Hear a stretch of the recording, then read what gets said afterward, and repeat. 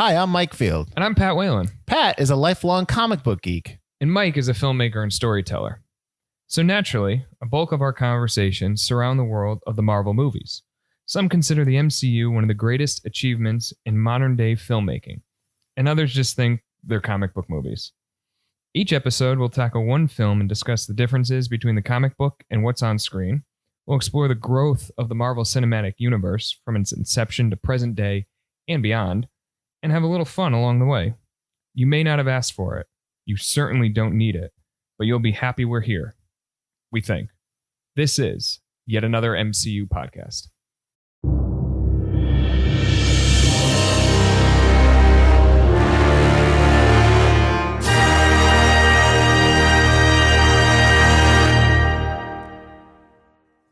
Welcome back to episode 3 of our yet another Marvel podcast, yet another MCU podcast. Sorry, I screwed that up. I don't care. We are talking about the third movie. Oh, first of all, hello, Pat. Hey, Mike. All right. No, okay. Pleasantries are over because we need to get into Iron Man. This is going to be a busy episode. We got to go. So we are going to talk about Iron Man 2, the third entry into this series. And before we, I guess, get into the nuts and bolts of the movie itself, as you know, when we break it down, we go movie. We're going to go the difference between the comics and the movie. And this movie in terms of how it sits in the MCU, which actually this is the first movie that does kind of start. Really does. Yes. And we will get into that, I'm sure. Yeah. So, like I said, we're doing Iron Man 2. It is a rated PG-13 movie, runtime of 124 minutes. Production budget was $200 million. It was released on May 7th, 2010. That is 2 years after Incredible Hulk. Is that right? It's 2 years after both Incredible Hulk and Iron Man 1. Yep. Opening weekend, it pulled in 128 million. Domestically, it made 312, and then worldwide, it doubled that, 623 million. So clearly a hit. Directed by Jon Favreau, who returns from Iron Man. Written by Justin Theroux, which I did not know. He's the man with the red plomboon on his up on his lapel. I didn't know he wrote, and I was surprised by that as well. He wrote Tropic Thunder, and that's why he got pulled into this one. Yes, that's what happened. It was the same. Oh, Robert Downey Jr. Yes, suggested him. Absolutely, the man playing the man who plays the other man is a man. If you don't know who we're talking about, he was the bad guy in the second Charlie's Angels, the one with Drew Barrymore. Charlie's Angels Full Throttle. Yep, and he was the star of The Leftovers on HBO. Great Absolutely. show. I did not see that show. I don't know why. If you could get past the first season, which is Depression City, by all means, go through the rest because it's probably one of the top shows of the decade. That is not a big selling point if I have to get through a season. It's a good season in terms of storytelling, but it'll make you want to kill yourself. But again, that's not the show we're here to discuss. Definitely not. And the producer was Kevin Feige, right? That how he says. Okay, now this is the first time that he's sole producer, or he's got his own credit. Let's put it that way. Yes. So I'm assuming that this is his influence is starting to take over too. Absolutely. And only other person I had down here is the composer John Debney, who is part of did The Greatest Showman, The Jungle Book. But I had 2 notes on him. This is the only MCU movie he's done, and he recorded the score in 4 days. I don't know if that's good or bad. Maybe that's great. I didn't recognize the score. Yeah, I didn't really pay attention to one. I heard a lot of the AC/DC and a lot of the popular music that was filtered into it, like we saw in the first Iron Man. So if there was a real score in this, I didn't care. So we have our regular cast of characters minus one. So Robert Downey Jr. obviously returns as Iron Man and Tony Stark. Pepper Potts is played by Gwyneth Paltrow. Jon Favreau coming back as Happy Hogan. Now these people obviously continue through the MCU. Yep. You introduce Sam Jackson comes back as Nick Fury, even though he was in the first one as a cutscene. No, not as a tag. I think it was uncredited. Right. Or he gets the credit at the very, very end of that scene. Right. Nowadays. Then you also were introduced to John Slattery, who plays Howard Stark, plays Tony's father. Gary Shandling is in this now as Senator Stern, and he comes back later. Obviously, Paul Bettany's back as Jarvis. Then you have Don Cheadle coming to the role of James Rhodey Rhodes. And he replaces Terrence Howard. Apparently, there's 2 stories, and one of them was that Howard was fighting for more money, because Marvel was notoriously stingy on some of their paychecks at the time. Robert Downey Jr. ends up getting a big boost after he renegotiates and gets some of the back end on Avengers, and we'll touch on that in a couple weeks. But Terrence Howard was pushing for more after the financial success of the first movie. There was also reports that him and Jon Favreau didn't get along. So it's probably both. I'm guessing it's both. Yeah, if and you don't want to always buy into rumors, but I did hear both of those things, that Favreau wasn't happy with the performance, and also that the money issue, and like Howard blamed Robert Downey Jr. for that, and they kind of made amends. But again, you can't really put any weight behind rumors because we don't know. Right. So for whatever reason, he was out and Don Cheadle was in. You also were. I completely forgot that Scarlett Johansson was in this movie as Black Widow. I don't know why because she shows up and I'm like, oh, she's in this. And she shows up early too. She does. So again, she's not known as Black Widow in this. She is. You find out her name is Natasha Romanoff, but I'm assuming that comic fans knew that already when she showed up. Yeah, and I think you even knew it in the trailers because you see a cutscene of the hallway scene. Yeah, she goes through the hallway. Goes through the hallway fight scene through Vanko's building, and you see her in the black leotard, and she's jumping around. She's got red hair. Everybody's like, that's but Black I Widow. don't know. Yeah, I'm not, obviously, I think we've already established this. I'm not a well-read comic book person. Yeah. I come from more the movie side of things, so I would know that. You know what I mean? In the beginning, now I do, but right. Yeah. I think, and Marvel does this thing where they did it with at the end of Avengers. Spoilers when we get to that, but where they introduced Thanos, so that's saying his name. Right. Here they introduced Black Widow with really, without giving away her identity or without giving away her superhero code name. Same thing in Thor with Hawkeye. They don't really tell you who these people are, and then it leads to 1,000 think pieces and other. Who is that character in the movie? I'm not sure how much Marvel's doing this on purpose, but it does continue to drive the discussion of the movie, and it works to their advantage. Mm-hmm. We also have Clark Gregg coming back as Agent Coulson. You were introduced to Justin Hammer, played by Sam Rockwell, who we are both fans of. Yes. And then Mickey Rourke as Ivan Vanko, also known as Whiplash, hot off his Oscar-nominated role in The Wrestler. I don't know how to. We'll get into that. I just don't know. Yeah, exactly. So that's generally the breakdown of it. Like I talked about, we're gonna go into just kind of our viewing. Let's just talk about the movie. Do you want to break down what Iron Man 2 is about? I mean, I can, but if you just kind of you don't have to go nuts. You just kind of like a rough where we are and what's happening in this movie. Let me just start with a quick. Okay, go ahead. Quick story. In the off season, essentially between Incredible Hulk and Iron Man 2, Disney buys Marvel Studios. This is still listed as a Paramount movie, though. This is still a Paramount movie. Yeah. And this is where the story gets kind of funny, is Disney's biggest stakeholder, biggest shareholder at the time was Steve Jobs. He called up then CEO of Disney, Bob Iger, and said, this movie sucks. I mean, there's no way around it. It's a mess. They're trying to do so much of everything. We open with Tony, even bigger celebrity than he was before. He's using the Iron Man armor to his advantage. He's having fun.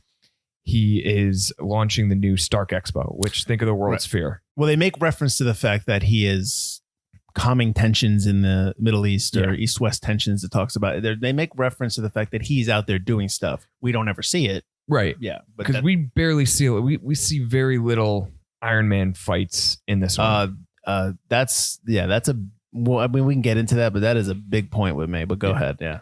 Then, as this is all going on, we learn that Tony is slowly dying of palladium poisoning, coming from his arc reactor and entering into his bloodstream. So he had tried to find a number of solutions, and it doesn't seem to be working. So he's kind of hitting his rock bottom. He's partying a little too much. He's giving away pieces of his company to Pepper, who then becomes CEO. All the while, Ivan Vanko, the son of Anton Vanko, who had worked with Howard Stark in developing similar arc reactor technology, is pushing for his revenge against the son, against Tony. Sam Rockwell's character, Justin Hammer, he's the CEO of Hammer Industries, a rival to Stark Industries, again, a weapons manufacturer. He previously had run contracts with the DOD and Justice Department and Pentagon and all that. Lost the contract. Now he's out for revenge on Tony as well and wants to take those contracts back. So he begins to employ Vanko, giving him the tools and the resources to start building weapons and building similar Iron Man drones. And it all ends up in a big robot on robot fight like we see in the first Iron Man. And yeah, that's the movie. So right off the bat, there are no, you're talking about the scene when Whiplash shows up at the Monte Carlo race. Yep. And he cuts off the car and what have you. Then there's the drunken fight, which I've never liked. I've never liked the drunken fight as being like a set piece. No. And then you have the ending. Now, ending kind of starts at about a half hour, and they have the final fight. Yeah. Okay, that final fight, if you set that final fight alone, that fight's fine. It's a really entertaining fight. Sure. They go all through New York. It's a fun scene. That should be part of the Iron Man 2 movie. Yeah. The drunken fight is, if you want to put it in there, fine. And then the Whiplash scene to introduce that character, fine. But you have nothing else going on. And this is an action movie. This is supposed to be a superhero movie. And it feels at times like a drama. Now, I'm not saying that that's the most terrible thing in the world, right, but it's not very compelling. And I think that part of the reason why that is, they're starting to put in the stuff with S.H.I.E.L.D. It just seems to take away from the story of Iron Man 2, whatever it is. Whatever the story is. And to the point where I had in my notes that Favreau had a problem with a lot of the Marvel higher ups saying, they just kept interfering and kept giving notes, that he turned down Iron Man 3. I mean, I'm sure it was amicable. He was just like, listen, I'm just going to take a step back. I'll still be Happy Hogan throughout the entire thing because obviously he's still around. I think he's still listed as a producer. I would assume. I mean, why not? You were one of the first. You were one of the first ones that brought this. The godfather, essentially of a lot of this. So, by all means, I turn down that money. I get that. So I found this really rather generous review on Medium by a guy named Josh Potter. He's the managing editor at comicsyears.com, and we'll link to it in the descriptions and everything. But he says that Iron Man 2 did exactly what it needed to do, and that's expand the universe, which that was set up in Iron Man 1 and Incredible Hulk, set up the next film, which is Thor. And we see a lot of references to that with Coulson going to the Southwest corridor, the post-credit scene. The post-credit scene. But again, even throughout the plot of this, you see Coulson pop up. And he's like, "Oh, I got to go to to New Mexico, the land of opportunity," and then finally build its own standalone narrative. Do you think it does all of that? Do you think it does any of that?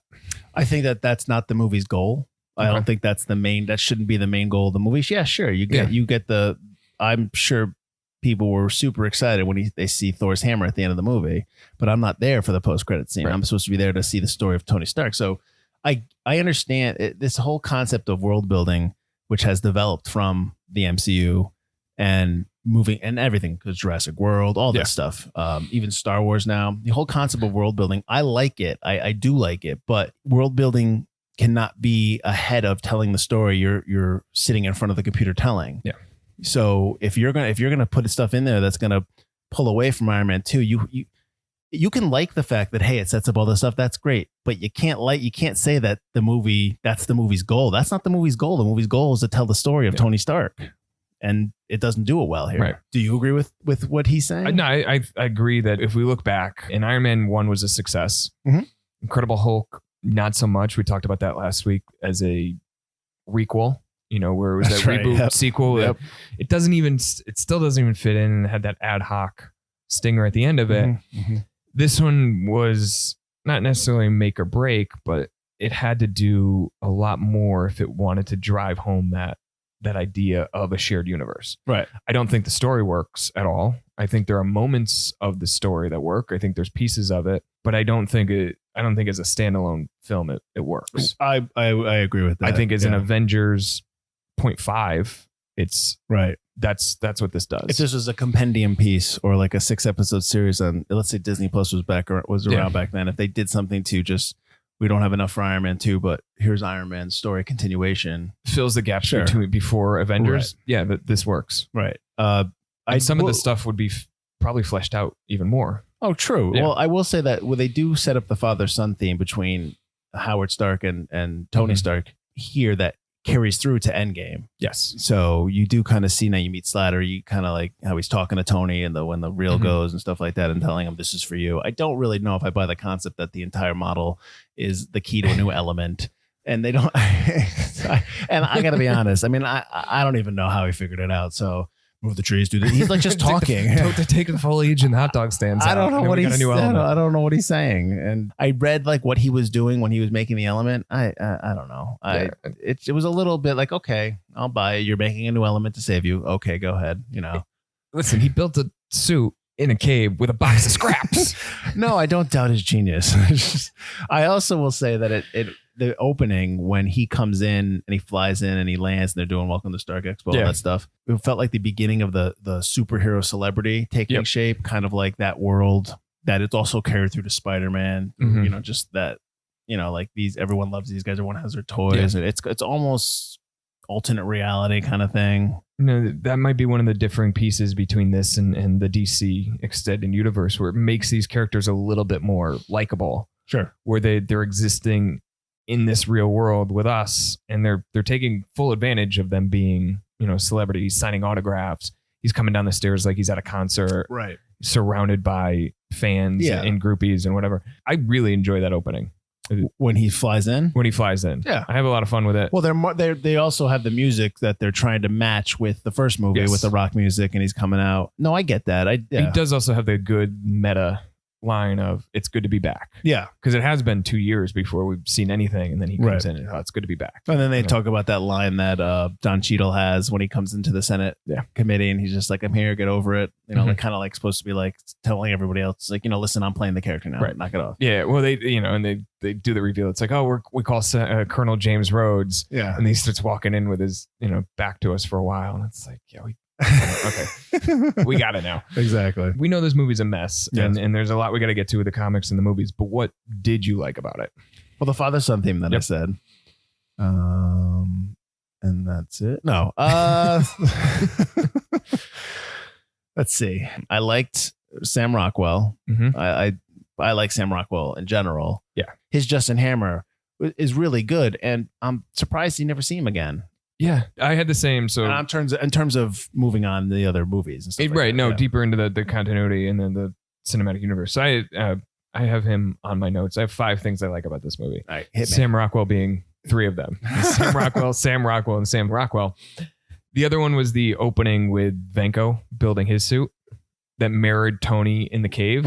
When they had the press conference. With the press conference, he's got all the images of Tony in the covers of the magazines. I really enjoyed how they did that.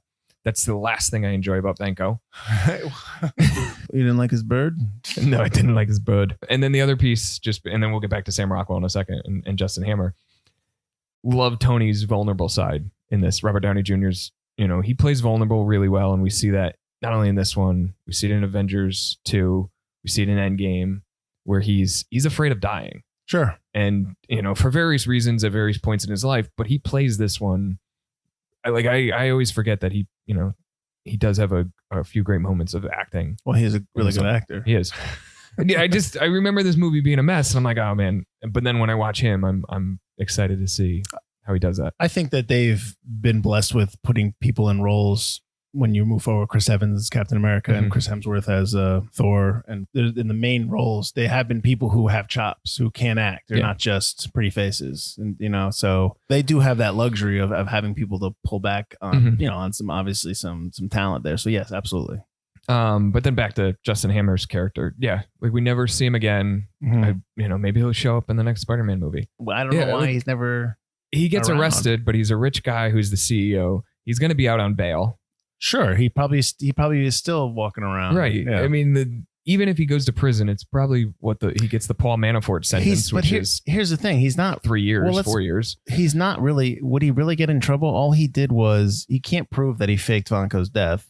You know what I mean? Right. And he's dead now, so he could just say, "I don't know who this guy was. I hired somebody to build me these robots and these drones, and look what happened." He could just at least play dumb. Yeah. He didn't get fined and get, you know, and he's got enough connections in the Senate because clearly they don't like Tony Stark. So, right. And as we don't know this at the time, they reveal this later, but Senator Stern is obviously Hydra. He is.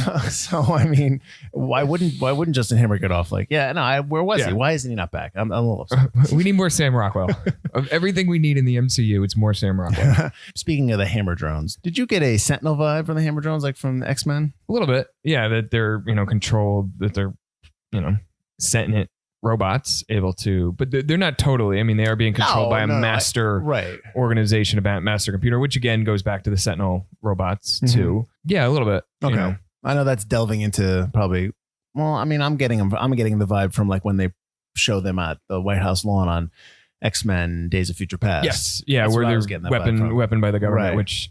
That is, as good as Sam Rockwell is in this whole movie. I love that scene where he's introducing the Army, the Navy, the music playing. Where he's got the music playing. He's got all the robots for each and every different branch of the military. Right. And and this again is science. A lot of ways, technology. A lot of ways ties many of the MCU films together as building weapons for the government, building weapons against foreign countries. Yeah, America doesn't have a gun problem. Like when he goes in, when he's gonna make War Machine, and he's like, "Okay, what do we got? Here we go." And he's just like doing this gun show, and he's like, "Oh, you want this? You don't want this." I'm like, "What? What is this?" We got the Beretta. We got the minigun. Yeah, I called this the ex-wife. And I know it doesn't work at the end, like it's supposed to be a joke. Yeah, but he's shooting a bunker missile that you're not supposed to be there. He's shooting a bunker missile 5 feet from him in Queens. I know. Does he not know what's going to happen? I mean, you're a decorated general, aren't you? Colonel. He's a colonel. Whatever. That's why he didn't make the general. It's not even the real Rhodes. That scene comes out of nowhere. Like Justin Hammer, we've set him up as like this like bad guy who's got Vanko and he's building these drones, and then he just shows up because he stole Tony's suit or took Tony's suit, right, and like build it up. And I'm like, now you're building War Machine, so you're good.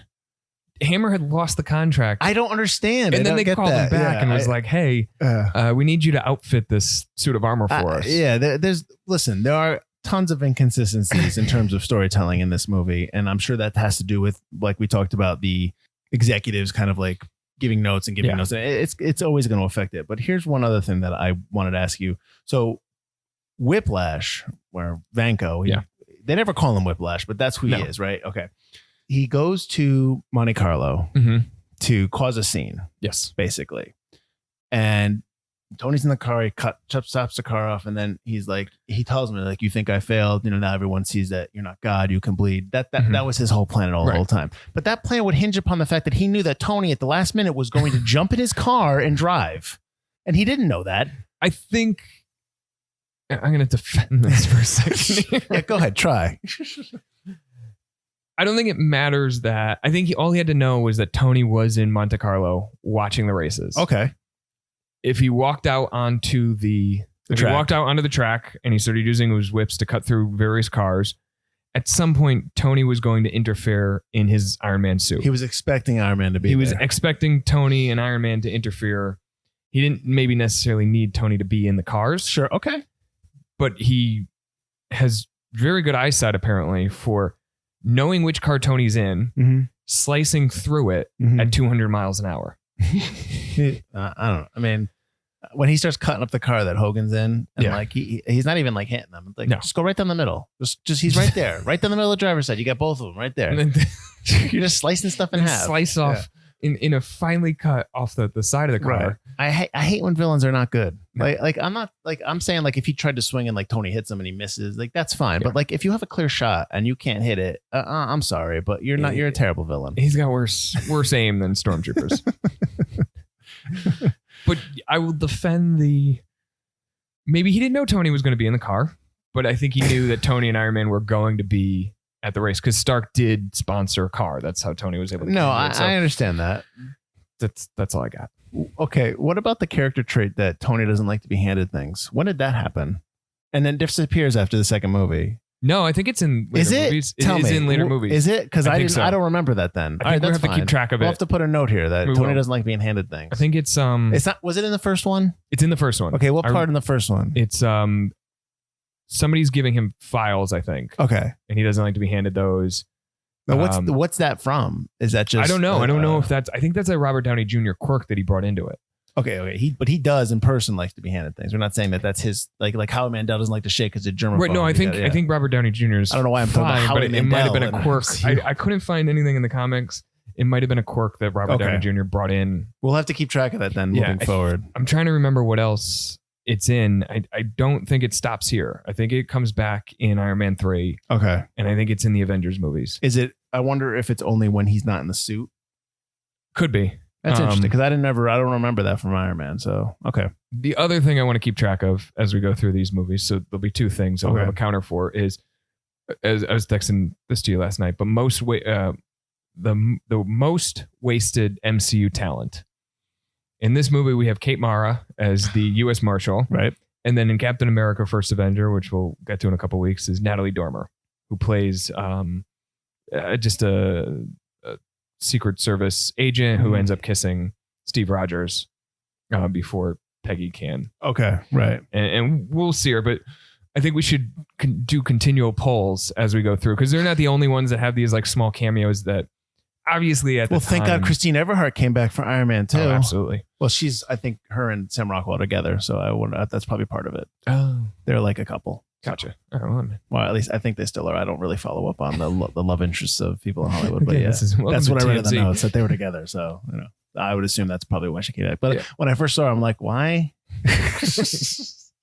She has to do a spread for Vanity Fair. I was so uninterested in that. A spread. Come on.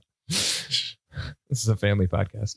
You're about to talk about following the what were you? Go ahead, finish your thought. What were you talking? You're talking about Natalie Dormer and just Kate Mara. Like at the time when these movies were coming out, they weren't as big. Kate Mara had been in Shooter. She had been in Jack and Bobby. I want to say that House of Cards was starting because she's in that first two seasons. I think when this was season. starting to film, I thought House of Cards came out around 2012. I can't remember. So this is probably you're right. Yeah, so this is the beginning. This is the beginning of that. So. And obviously she ends up in Fantastic Four, which we're not going to cover. No.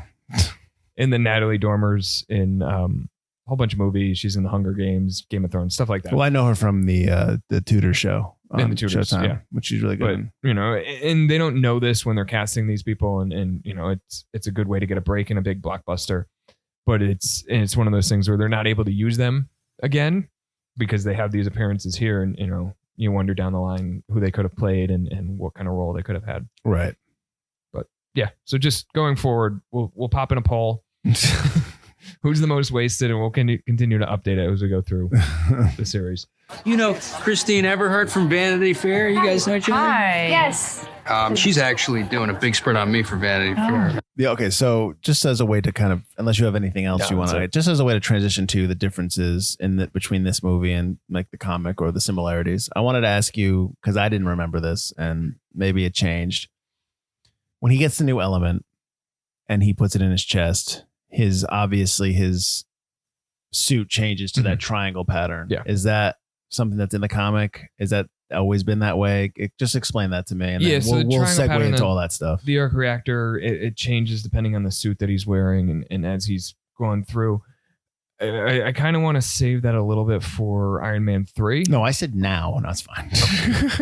So tell me, does the triangle pattern in the comic have yes, that? Okay. Yes, it is. Has it always been like that? No, he has the circle one to start, and then eventually it switches to the triangle one, and that's part of the Extremis armor, which we'll see more. Sort of, it's kind of one of the stories that's adapted in Iron Man 3. Okay, so it's one of those that kind of want to put on the back burner.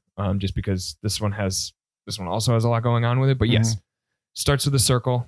Like he starts with the big gray hunking suit, just trims it down to, a slimmer gray suit with a circle, and then the red and gold with a circle.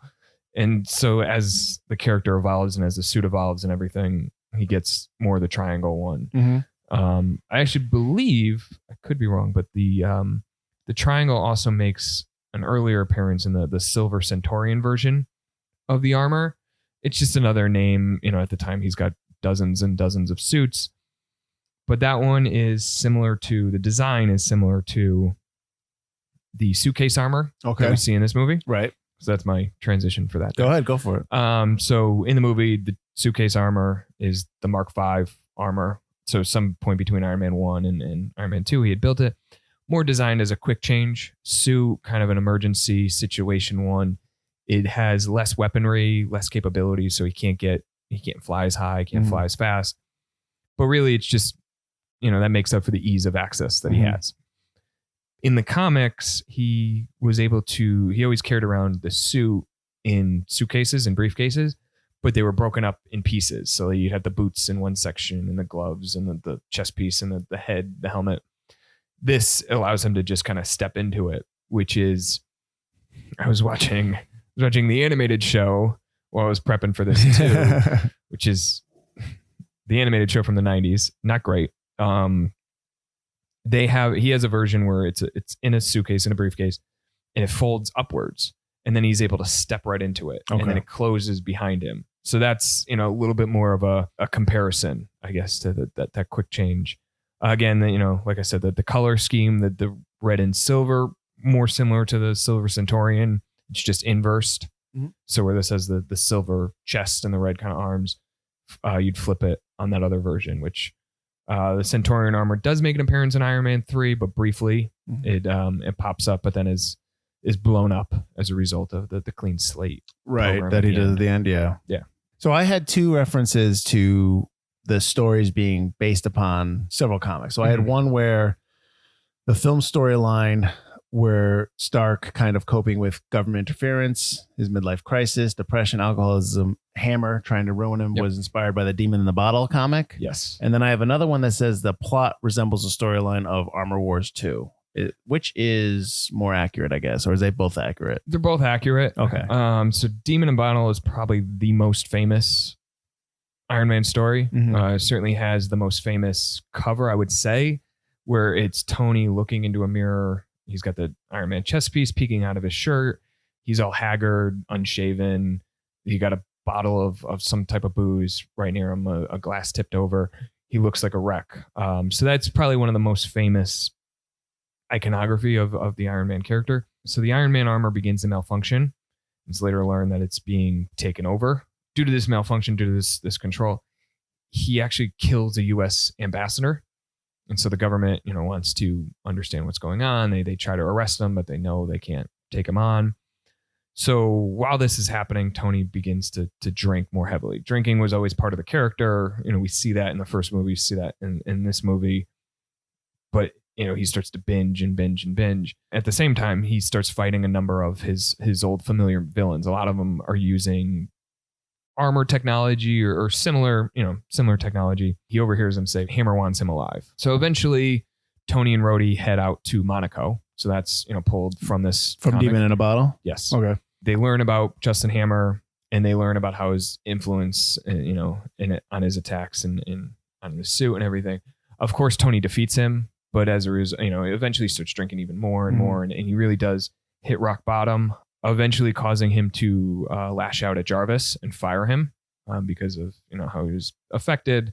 In the comic, Jarvis is his butler. Comic, right? Jarvis is the butler. Yeah, he's not the robot AI piece that he has. So he fires Jarvis. They get into a fight. And eventually Tony comes out of it and he starts dealing with it. The alcoholism is a continual theme that shows up. He's never wins. He never beats it. Just like any alcoholic, they're constantly fighting with it day in and day out. That's throughout the comic series. Even when they update it, that's always part of his character. But in the movie, that kind of fades away. Away. Like you see him in Avengers, where he's when Loki is in Avengers, in Stark Tower. Mm-hmm. He's like, "Hey, do you want a drink?" And then they see him at the party in Avengers 2 where he's drinking. So it's never one where he's like, "I'm giving up alcohol." I don't think he's ever. I think they never say he's abusive. Yeah, they never say he's abusive. He's social. So that was kind of a simplistic take on our comic. I think it's 8 or 9 issues. You could get it collected now, and it'll be in our recommended reading. But both Justin Theroux and then later Shane Black for Iron Man 3 wanted to do a more straight adaptation of it. Mm-hmm. And first Marvel was hesitant and said no. And then Disney was hesitant and said no, operating for more of a PG-13 fare. And I know we harp on, studio interference and studio, making sure that it has the broadest possible audience. But this is a storyline that took maybe 10, 12 years to really kick off. And it was built upon a ton of back issues and just story and mythology of the character that I don't think you could have jumped into it in the second or even the third film and done it properly. Well, you'd have to have him spiral, and it would affect now that because Iron Man only has 3 solo movies. Right. and then he pops into the Avengers. His spiraling would affect the entire Avengers series. And you're not going to have that. Plus, there is always going to be some kind of emotional change to a character when they're introduced to this. There's other people in the world. There's other beings in this galaxy. So I understand not having it in there, and I think that to go back to the movie real quick, the drunken fight is probably just to kind of reference that a little. I think they say it's one note said like it's an homage to his alcoholism. It's like an homage. How do you homage alcoholism? You're using the word wrong. It's not a good, not good there. Remember when he was drunk? That's not good. Whoever wrote that is wrong.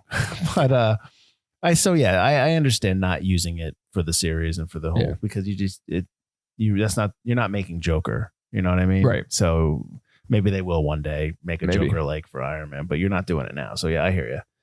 All right. What else did you have? Yeah. So, and then we'll jump into Armor War, but just, there's something I need to get out right away, which is so many of the Iron Man stories revolve around the villain trying to take the designs and reuse the designs of the Iron Man suits for their own illicit purposes. Right. Or B, take over Stark Industries, Stark Enterprises, take over Tony's company, or both.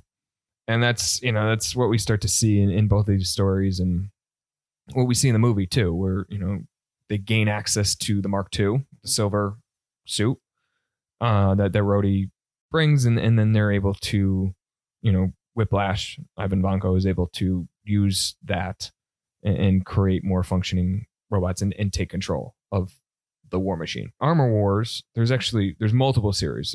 There's Armor. I'm going to touch on Armor Wars 2. I'm going to touch on Armor Wars 1 and 2. Ooh. For now, I'm just going to call them AW1 and AW2 because apparently I can't speak. There's not really much that ties them together aside from the name, and they both belong in Iron Man's first volume 1 of his long running self-titled series. Armor AW1. So Tony starts to learn that a lot of his Iron Man designs have been stolen. So he begins to track down a lot of the villains that have utilized various armors and just to see what's happening. And he finds out that Justin Hammer had acquired the designs and is selling armors to various villains.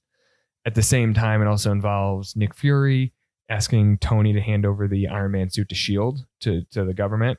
And then, there's moments in it where Iron Man and Tony are thinking about only the crises that Iron Man can handle and why the world needs Iron Man. So you see that, we were talking about the peace in the Middle East and stuff that Tony opens the film with, but that's a lot where some of that influence comes from, where there's crisis that only Iron Man can deal with. And then in AW2, Tony's faced with a villain named Kirsten DeWitt. He's able to attack Tony's nervous system using computer chips, and it plagues Tony for a number of issues and until he's able to finally deal with it and take on the villain. But the villain is so overpowered that Tony needs some backup. And this is when Rhodey dons the Iron Man suit for the first time. So he dons the red and gold suit. He actually becomes Iron Man for 2 years prior to becoming War Machine. Do they know that he's Iron Man, or do they think it's Tony Stark? I think it's more, Tony had done a good job of trying to hide his identity at the time. Okay. So it wasn't like he came out right away and said, hey, I'm... Oh, right. That's right. There's Man. That difference. Right. Okay. Yeah. Apologies. I mean, in this fight, you see two people in the Iron Man suit. Tony had come up with false identities that he gave to Nick Fury and said, this is who Iron Man really is. Iron Man at the time was working as like a spokesperson for Stark Industries. So we kind of see a bit of that. That's, when he pops into the Stark Expo and I gotcha. Yeah. So it's, none of these things are going to be straight adaptations. They're going to pick and pull from where they want to. But those are the two main stories. Okay. That they utilize. So in the movie, he jokes about at the Senate hearing that, hey, if you want to make me Secretary of Defense, that's great. But in the comics, I guess he was appointed Secretary of Defense at some point. Yeah, in the early 2000s, he did hold the position of Secretary of Defense. He also holds he also becomes Director of S.H.I.E.L.D. Okay. Following the superhero Civil War, which was around 2008, 2009. So he becomes Nick Fury's boss? He becomes Nick Fury. Nick Fury is out. He becomes Nick Fury. Oh, okay. Yeah. Does he wear the eye patch? He does not wear the eye patch. So they had, I guess Pepper becoming CEO was in the comic as well. It was. Okay. Yeah. So there was a couple times where she becomes CEO.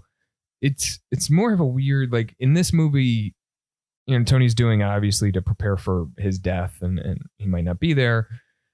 And he truly, it seems like he truly does believe that Pepper can handle the role as CEO of Stark. Mm-hmm.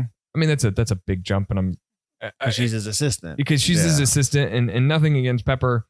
It's more, you know, again, unless he took the company private following the events. I don't think he could doubt that. Unless you can if you own most of the majority of the stake of it. So you don't have any more stockholders and stuff like that. Yeah. So you don't have to go to the board because that was But they never bring it up in this movie. So they never do. He says something like, I looked at all the guidelines and it says I have no problem naming a successor, which is true, but you usually need board approval for that. That's a throwaway line. It's a throwaway line. Anyway, we're diving too deep into that.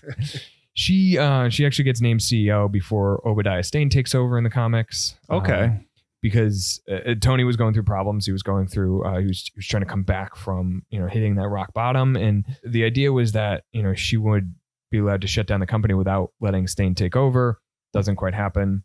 Same thing with when Tony is named director of S.H.I.E.L.D. following the Civil War. He names Pepper CEO of Stark. She's tasked with also shutting down the company here and not allowing Norman Osborn, old-time Spider-Man villain, who had become the Iron Patriot, who we'll touch on more in Iron Man 3, to gain access to Iron Man files. It doesn't always work that way, and he did. Again, a lot of these comics are about people gaining access to the suit designs. They're the same. They're all similar storylines. I get you. So the being poisoned by the suit was a reference to the Mark 16. Is that right? In the comics, I read that. They pull from a lot of different sources to just kind of make this story, whether good or bad. They just do that. So, because I have stuff there, there's a character that's not even that's from the comic, Rumiko Fujikawa. Yeah, she was cast in this movie, and they cut her. She didn't shoot any scenes, but they had actually casted her role, and they cut her. But she's part of Stark Industries in the comic? Yeah, she was the daughter of a businessman who had acquired / partnered with Stark Industries, the Fujikawa company. Tony and Rumiko had dated for a while, as Tony does with women in comics. Seriously, and in the movie, he also dates Black Widow in the comics. So interesting. Have at it as you will. She found him to become too obsessed with his work, which is also kind of a storyline we see in Iron Man 3, where Pepper. That's why a lot of the Pepper Tony conflict comes from. Is he's too busy tinkering with his stuff. I don't know how much they could have fit her in this one. I mean, it is a 2-hour movie. It feels longer. I don't know if that would have been more of a glorified cameo. Well, you also, her in there. Right. And we'll get to it a little bit, the MCU stuff in terms of its place in the MCU. We'll get to all that. But my last note about the comics, if you have more, that's fine. But my last note about the differences or whatever is the Ivan Vanko character, the Whiplash character. Yeah. So he's a combo. He's supposed to be somebody Whiplash and Crimson Dynamo. I was confused as to who was what. Yeah, so they changed both villains in this movie from their comic counterparts. One for the better, I think, and then one for maybe not the worst, but they change it a lot. So Whiplash, aka Blacklash, aka Mark Scarlatti, is a weapons engineer originally for the Mafia. Is this weird like purple clad Zorro? I don't know how else to describe him. So he was actually using a whip made of adamantium, one of the strongest metals and minerals in the MCU. It's the mineral that forms Wolverine's claws or metal claws. So he was Whiplash. Then later he became Blacklash.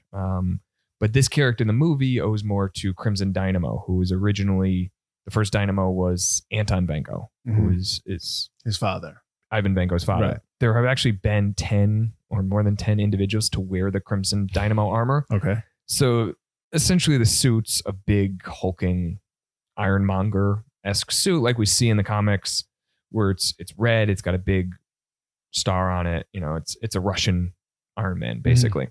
Why they did it this way, I don't know. I think Whiplash has a more dynamic name to it. it provides a little bit more of a, you have the whip weapons that kind of mix up some of the fights a little bit than it would if it was Iron Man versus Ironmonger 2.0 again. Mm-hmm. Again, like you said, they never call him Whiplash. No, they don't. They never call him anything. I think they do in the like if you go look at the credits, it says Ivan Vanko / Whiplash. The funny thing about Anton Vanko is he was a villain at first. He was a Russian, operative. He switches sides and starts working with Tony. Eventually he dies and somebody else takes over the Crimson Dynamo name. But that's really the story there. The only thing I think about when I hear Crimson Dynamo is two things. I think of the Running Man movie with Arnold Schwarzenegger because there's a character in there called Dynamo who's terrible. And I think of Incredibles with the Dynamo as one of the bad guy, one of the superheroes. Is he with the capes? Yeah, with no capes. So I always think of those two. Good or bad. That's why I think of that. Okay, so do you have any other just notes? Justin Hammer. Go ahead. Go for it. We love Sam Rockwell, so we got to give him. So in the comics, we talked about some of the Armor Wars and Demon and Bottle plot lines where he's a weapons designer. He's always trying to take over Stark Industries, trying to win contracts back. Originally, the character is more of he's an older British gentleman. He's working for the mafia. He's a weapons designer, weapons arms dealer. And while they kept some of that, I like how they de-aged him a bit and made him more of a Tony rival. Yeah. Where, you could see them going to school together. You could see them being, Tony always winning, Tony always beating Justin out, where he's trying to maybe mimic a lot of that flamboyancy, a lot of that, funness that Tony comes naturally. And I think, we know Sam Rockwell does a great job, but again, I was watching the animated show and I just need to give you Justin Hammer's tagline. Go for it.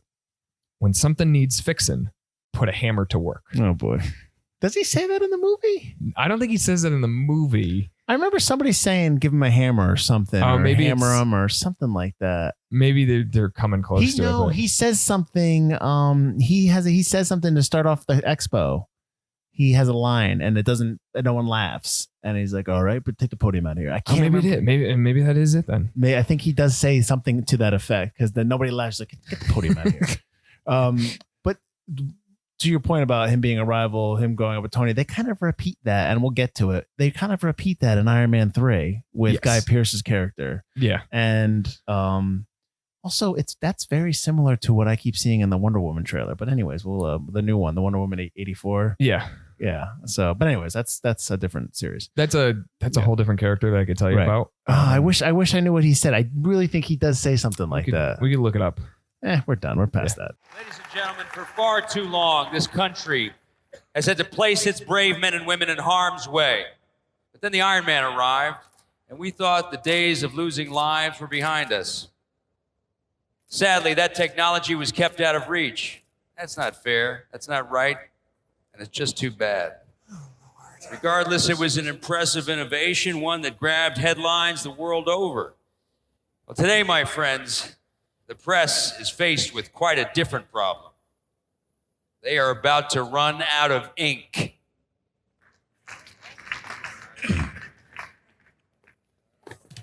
Get that out of here.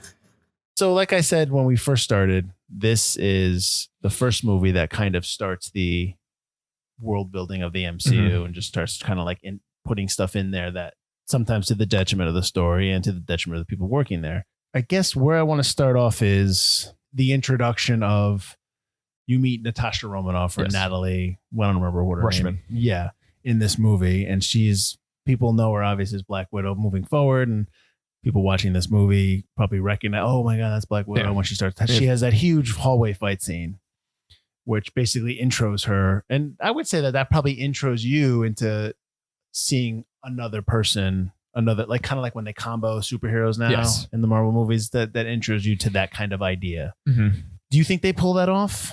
Do you think, okay, let me ask this. What works? What doesn't work in this? Like in terms of setting up everything? Okay. I think there's too much Nick Fury in this. Okay. Which he wanted though, because Jackson wasn't going to come back. They were negotiating his contract. And then right before they did this movie, he signed like a 9-picture deal. Yes. So, but he wanted more screen time. Yeah. But go ahead. I think there's too much Coulson trying to set up Thor. Mm-hmm. I think I a lot of which was, we're dealing with stuff in the Southwest Corridor. I got to go to New Mexico, land of opportunity. Like, how many times did they make the land of opportunity joke? Yeah, just do a phone call at the end of the movie. Yeah. And that's it. Yeah. I think they tried too hard to set up Thor. Mm-hmm. If this movie works, people are in the tag at the end. That's all you really needed to get people excited for Thor. I think the introduction of Black Widow works a lot. She's an operative with Shield working undercover. I find it weird the way that she comes into the Randy's Donuts though in her full Shield regalia. Yeah, and she talks about how everything's been the perimeter's locked down, but she's in her like cat suit. She's got her gun in the holster. It's like, okay, but like that's only to have that's only so you can know like who she is and what she does. But like when we see her in later movies and she's in more civilian clothes, something like that would have fit a little bit better. I think like I'm always thrown off by her walking in that suit in broad daylight if Shield is supposed to be this clandestine organization. The other thing, so Emily Blunt was originally cast as originally was the original choice to play. She was going to do it. Yeah, and then she had Gulliver's Travels. I'm sure she's doing fine. Yeah, she is. She'll get over it. But they've been trying to get Emily Blunt into the MCU for years and years with Captain Marvel, with Black Widow. How do you think that would have changed the character if they went with Blunt?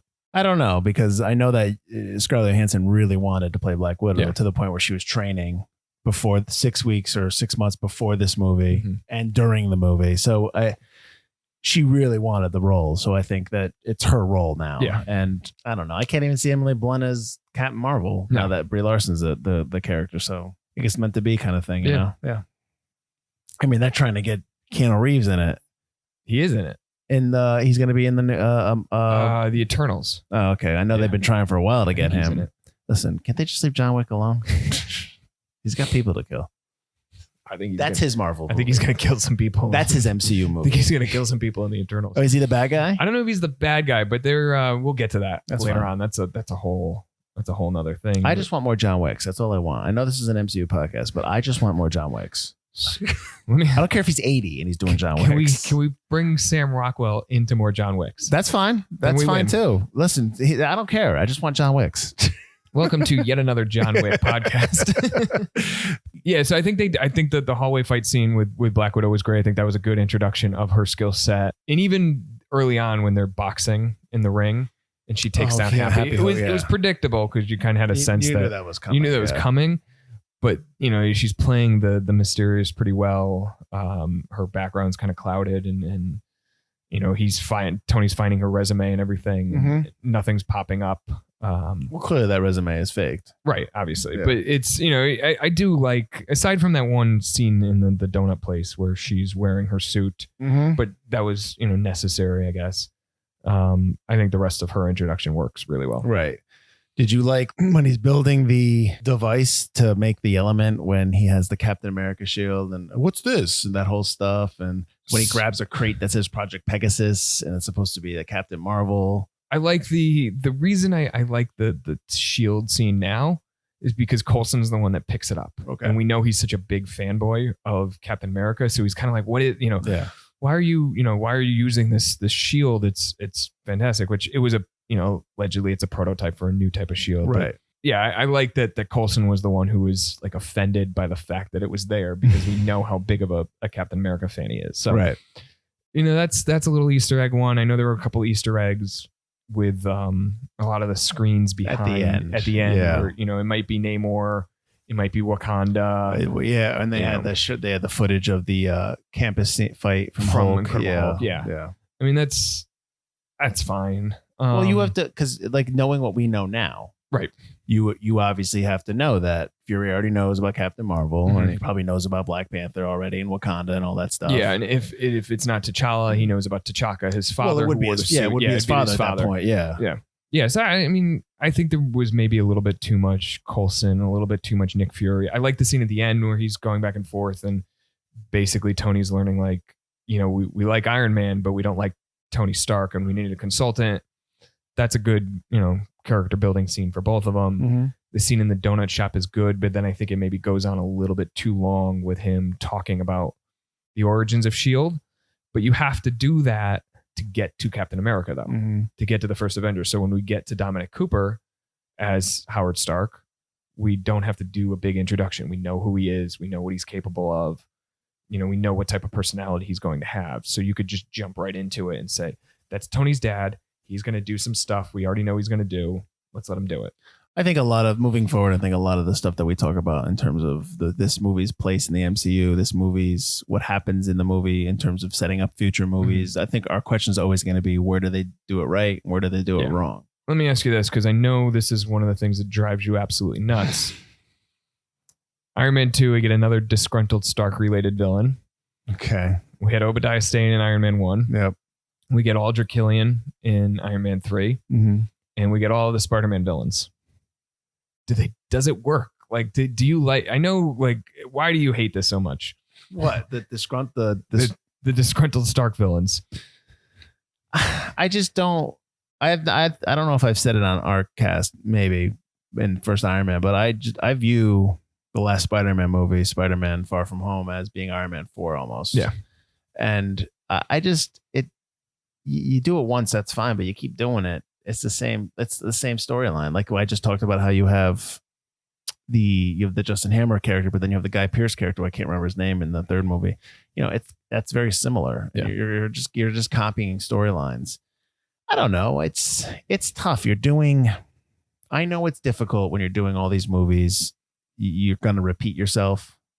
You're just going to repeat yourself. You can't really get around that. And it's your job to make them interesting and to make them more dynamic than the last time.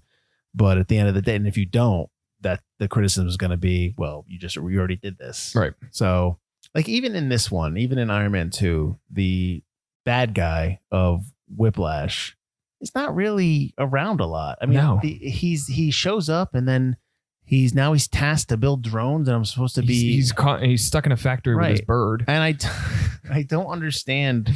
I don't understand why he's.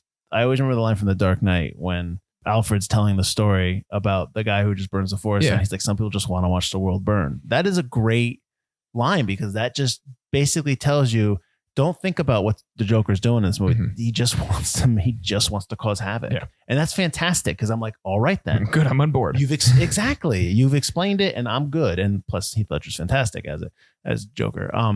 But in this one, you don't ever throw that in there. So there's I don't know he's upset because his father built the arc reactor with Howard Stark and then he had him deported. That's what they say in there. And obviously there's other pieces of that story that maybe, you know, Samuel L. Jackson tries to enlighten Tony a little bit more. Yeah. So Tony gets less guilty, I guess. Yeah. And they purposely didn't show you Whiplash dying because they wanted to bring him back. Okay. But these Mickey Rourke ain't coming back. I know. I mean, yeah. But you, like we talked about, you have the Justin Hammer character. Just for the sake of argument, you have the Ivan Van Gogh character. These characters are still living in this universe now. Right. I mean, what are they doing? I mean, I get it now. Like all the threats are off world almost. Right. Yeah. But I would like to see something where the threat is not off world, which is the threat is on world. Because you have all these villains. These guys are doing something. Are they just stealing while you guys are fighting, outer beings? I mean, I'd love to see something where the MCU goes back to, the Justin Hammers or whoever that they've just completely put aside and see what they're doing. I agree. I think I know there's another character aside from Rhodey who had taken up the Iron Man armor, a girl named Riri Williams, and there had been rumors that she might get a Disney Plus show. I'd love to see Justin Hammer be maybe not necessarily antagonist, but again, the weapons dealer for her antagonists and her villains. So I think that might be a way to bring him back in, not as the main character, but let him be, kind of in the background. Because now we're talking almost 10 years after this movie came out. So like, what's Justin Hammer like now? Yeah, well, I mean, did he get blipped, as they say? I mean, like, there's all that stuff. It's tough though. It's tough when you've almost built this, like, when we talk about it, you almost built this huge giant creature and you can't put it back in the cage anymore. It's like maybe Disney Plus is the best thing for Marvel because the more movies we get, the bigger they're going to get. And, I don't know where you stop. I mean, at some point, I feel like, are they going to flame out? But that's a topic. Yeah, that is down the road. I mean, I think a lot of people thought they were going to, flame out with Thor, then with Guardians of the Galaxy and so on. And it just hasn't happened. And I don't necessarily want it to happen. I enjoy these movies. I have fun watching them. We have a good time talking about them, diving into the comics, going, reading up on what's going on with them. So, we talk about building this big world. In this one, you already mentioned that Gary Shandling, Senator Stern, is later revealed to be a Hydra agent. Right. I don't know if that was initially planned. I don't know either. Yeah. But I love that callback. I love how they did that. I love that they that's another character they reintroduce, and we get to see what he's up to 4 or 5 years later. There's another moment in this one that I have problems with, which is, and I want to know your opinion on it, during the final fight, when Tony is fighting and destroying a lot of the drones, you see a little kid. I know where you're going. In an Iron Man mask. Yeah. And he points his hand up at the drone, and then Tony comes and saves him. That has been retconned later on by producers and writers that is Peter Parker. Yeah. The expo takes place in Flushing. It's in Queens. That's Peter's stomping ground. Sure. I don't like when I would have preferred if it was just a random kid. Sure. I also don't think the timeline matches up. I think there's some issues there about how old he could have been there versus how old he is later on. I don't like when movie directors, when producers, when writers come out after the fact and say, this is who this was, this is who this should have been. And this is, they didn't tell that until Spider-Man gets reintroduced into the MCU. Mm-hmm. So you obviously didn't know that then. You just thought this was a cute little, a fun scene. I don't like when they do this. And it's becoming more and more of a thing, whether it's Star Wars, whether it's the finale, the final scene of Endgame, like what's that supposed to mean? It's like, if it's important enough to be in your movie, let it be in your movie. Yeah. If it's not as important to give this character a name, if he's just kid in Iron Man mask, that's fine. But don't try to make him bigger than he is. Yeah. And I agree. It's servicing it. We talked about it briefly with Star Wars and the whole Rian Johnson, J.J. Abrams stuff. But when I say we talked about it, we talked about it off mic. I don't. That's servicing fandom. Yeah. And while it's fun to do, it's insulting that if I went back and looked at the credits and it said Peter Parker, the kid in mask / Peter Parker, I'd have been like, all right, yeah, cool. Great. That's oh, cute, funny. Yeah. All right, okay, cool, no problem. But no, don't do that. What does that do? What is that supposed to make me geek out? And like, oh, really? Is it supposed to make you feel like, oh, Peter's got a heroic bone in his body when he's no? Is that supposed to make me like Far From Home again more? No, because I didn't. But you know what I mean? Like, is that supposed to do that for me? No. It's just why do that? Why bother? I understand if like you want to revisit. Like when they go back in time and show stuff, but you didn't see a certain thing. Yeah. Some of that stuff works. That's fine. I mean, I'm always going to love Back to the Future 2. So I love at the end of Back to the Future 2 when he goes away and he's like, we did it. And then Marty comes running around the corner like, yeah, like that's fun.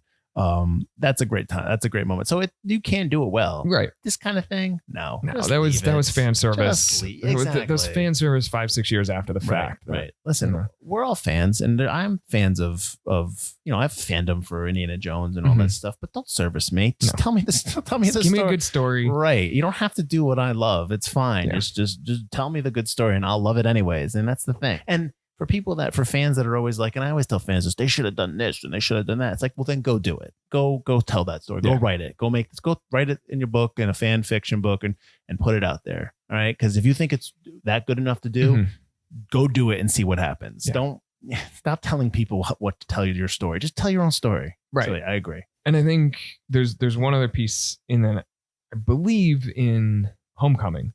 It might be Homecoming. It might be Far From Home. You see a Stark Expo. Like a flyer or something in his bedroom. Yeah.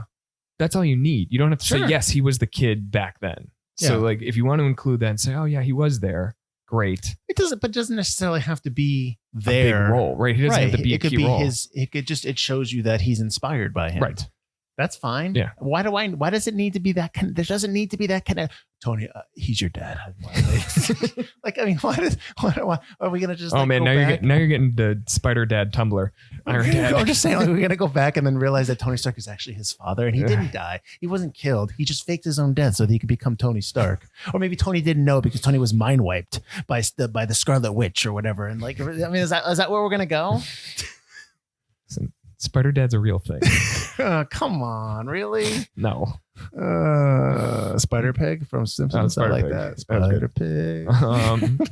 So that was the last thing I wanted to ask you about and touch on. As far as other MCU connections, I think we hit on most of them. Yeah. We see Rhodey pop up again as Iron Patriot in Iron Man 3 and then as War Machine after the fact. But, we could get more into that character later on. But I think just a final thought before we break, I guess Iron Man 2 as a movie, I think it's less than in terms of just itself is a movie. I think there's a lot of things missing. I think there's a lot of problems. And there's a lot of plot holes and just kind of like we said, like, the pushing of the MCU universe and setting up Shield and all that stuff. It kind of hurts the Iron Man 2 story. But I will say that in reference to the article you brought up, it does do its job in setting up the world. While that's good, you did it to the detriment of your movie. It really doesn't matter when you bring in $623 million. So who cares, right? Like, Steve Jobs says it sucks, but he's not the intended audience, and it made a boatload of cash. Exactly. And this is when you first started having the fervor for these movies, because when you have when you see Thor's hammer, that just completely jazzes everybody up for the next movie. So while we can sit here and be critical of certain things, the goal was met. So who cares what we think, or who cares what anyone thinks? Exactly. And I completely get that. Listen, I know at the end of the day, it's about money. And you know what? I'm not a fool. So I get it. I completely get it. So congratulations.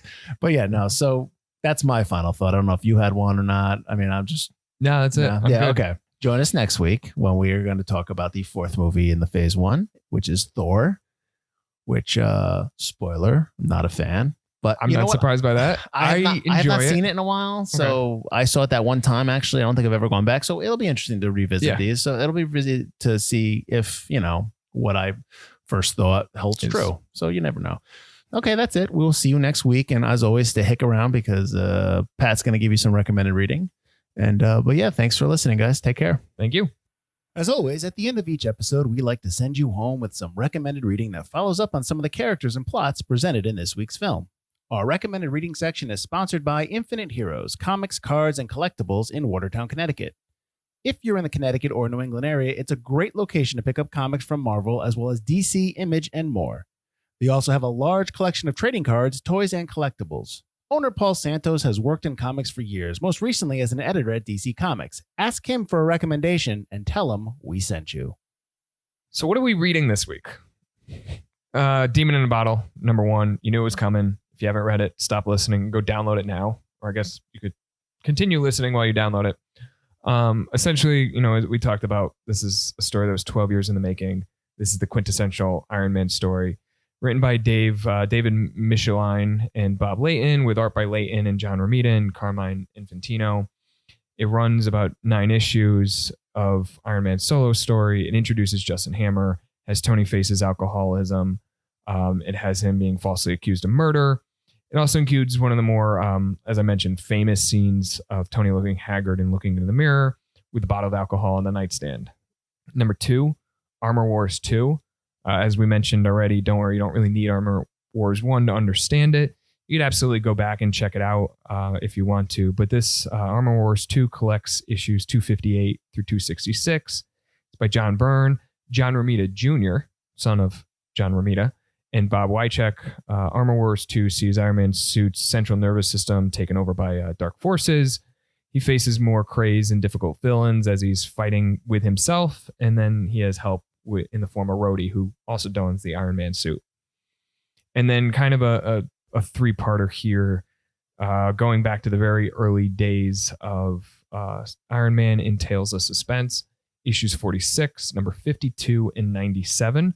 So these issues by Stan Lee, Don Heck, and later Gene Colon feature the introduction of Crimson Dynamo, Black Widow, and Whiplash, respectively. The first 2, including Black Widow, was introduced as a villain, both Russian villains. It ties back into Iron Man's history of fighting communists.